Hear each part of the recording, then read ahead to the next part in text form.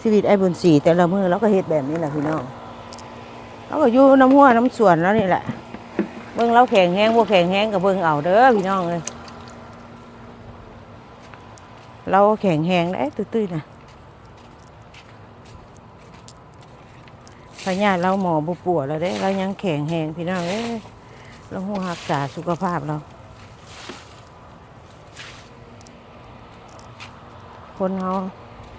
เฮ็ดไอ้สิ่งที่เฮามักแนวใดเฮ็ดแนวนั้น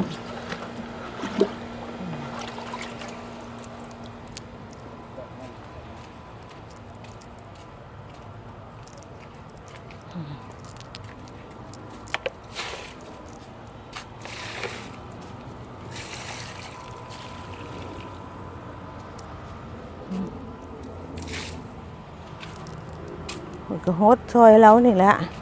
ฮดซอยผัว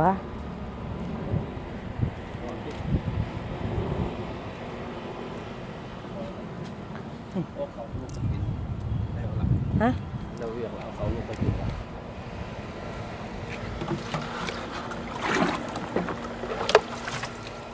แถวนี้บ่ได้ฮดฮะตัดออกแล้วยืดตัดออก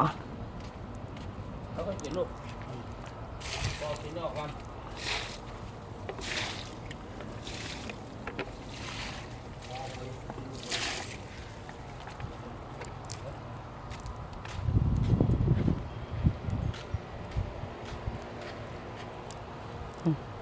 เบิ่งไอ้บุญศรีเราเฮ็ดขี้นบัวขี้นอ่างบัวแล้วมันใบบัวมันขึ้นหลายพี่น้องคอยได้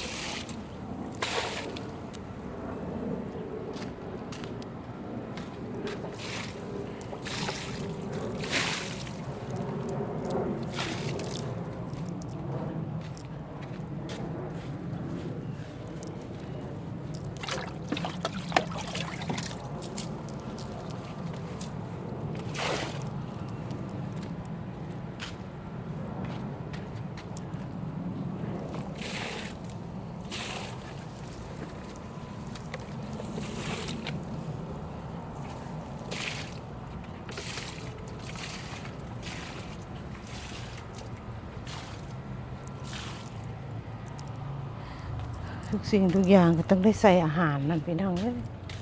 ต้องใส่อาหารก็บ่เป็นปลูกผักปลูกมีอยู่บ้านนี่นะ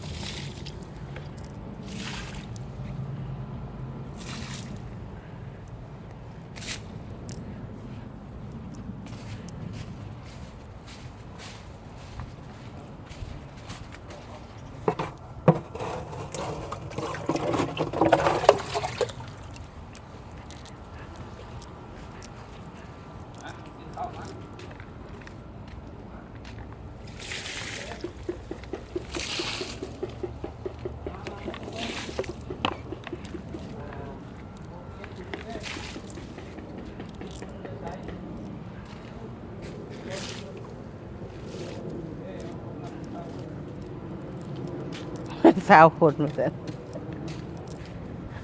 แล้วว่าเป็นจันพ้นเด่นเราเลี้ยงป่าแล้วแล้วว่าน้ำมันปั่นคนมันก็เขาว่าแล้วว่าน้ำมันผูมือมันก็หูเลย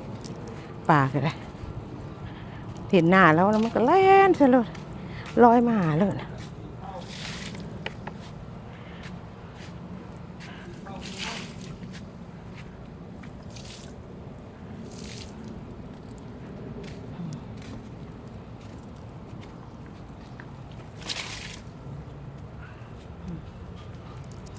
ที่แรกกิจกรรมประจำวันให้เป็นสีโอ้ฮ้อนพี่น้องเอ้ยโอเคเด้อบาย โอเคบายบาย